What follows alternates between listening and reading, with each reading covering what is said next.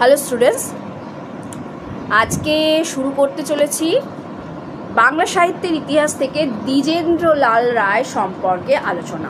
দেখো, দ্বিজেন্দ্রলাল রায় নাটকের ইতিহাসে কিন্তু খুবই গুরুত্বপূর্ণ একজন ছিলেন এবং আমি বলবো বাংলা সাহিত্যের ইতিহাস থেকে দ্বিজেন্দ্রলাল রায় তো আমাদের নাট্য সাহিত্যের ইতিহাস কেন, বাংলা সাহিত্যের ইতিহাস থেকেও আছে। এসএলএসটি পরীক্ষায় বা পিএসসি পরীক্ষায় যে কোনো পরীক্ষাতে কিন্তু এই নাট্যকার আছেন, ঠিক আছে, সিলেবাসে আছে। তো আমি সেই হিসেবেই আলোচনা করতে চলেছি। তো দ্বিজেন্দ্রলাল রায় সম্পর্কে উনি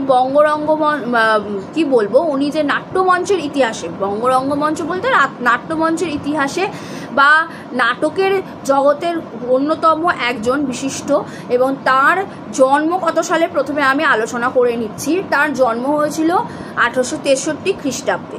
এছাড়া ওনার মৃত্যু সাল বলে দিই, ওনার মৃত্যু হয়েছিল 1913 খ্রিস্টাব্দে। তো দ্বিজেন্দ্রলাল রায়ের পিতার নাম জানতে হবে ভালো করে, যে ওনার পিতার নাম ছিল কার্তিকেয় চন্দ্র রায়, মাতা ছিলেন প্রসন্নময়ী দেবী, আর ওনার যে ওনার যে স্পাউস ছিলেন, অর্থাৎ ওনার যে স্ত্রী ছিলেন, তার নাম ছিল সুরবালা দেবী। এবার ওনার বিভিন্ন নাটকের মধ্যে, প্রহসনের মধ্যে অনেক প্রহসন উনি লিখে গেছেন। তো উনি প্রথমত প্রহসনকার হিসেবেই বাংলা নাট্য সাহিত্যে বা বাংলা সাহিত্যের সমগ্র বাংলা সাহিত্যের ইতিহাসে নাট্য জগৎ দেখলে সেখানে প্রহসনকার হিসেবেই ওনার কিন্তু আবির্ভাব হয়েছিল। ওনার সাহিত্যের আকাশে বা সাহিত্য আকাশেই বলবো, সেখানে ওনার আবির্ভাব হয়েছিল একমাত্র প্রহসনকার হিসেবে। তারপর উনি নাটক লিখতে শুরু করেন। তো প্রথমত এখানে বলবো যে দ্বিজেন্দ্রলাল রায়ের যে একটা, যেমন দ্য লিরিক্স অফ ইন্ডিয়া, এটা কার রচনা যদি প্রশ্ন আসে, উত্তর হবে দ্বিজেন্দ্রলাল রায়।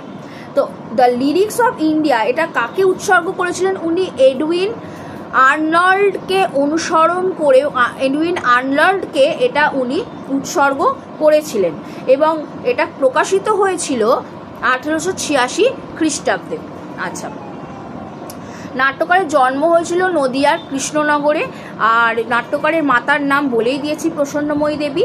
ওনার প্রথম প্রহসনের নাম, এটা ভেরি ভেরি ইম্পর্টেন্ট, যেটা জানার সকলেরই দরকার, সেটা হলো এক ঘরে। প্রথম প্রহসনের নাম এক ঘরে, যেটা 1889 অর্থে 1889 প্রকাশ পায় এবং এক ঘরে প্রকাশ পেয়েছিল। এবং অসিত বন্দ্যোপাধ্যায়ের মতে তার শ্রেষ্ঠ প্রহসনের নাম হচ্ছে কল্কি অবতার, যেটা ছিল তার